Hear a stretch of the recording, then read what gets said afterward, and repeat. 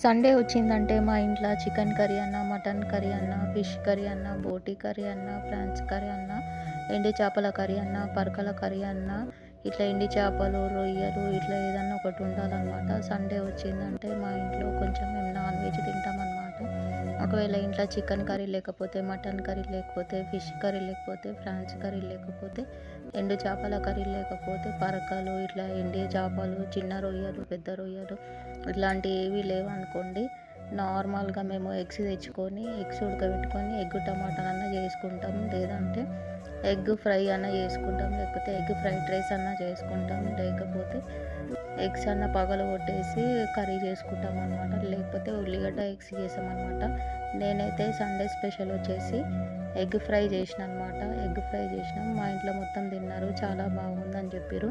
నేను కూడా తిన్నాను, నేను కూడా చెప్పాను బాగుందని చెప్పిన. మా పిల్లలు కూడా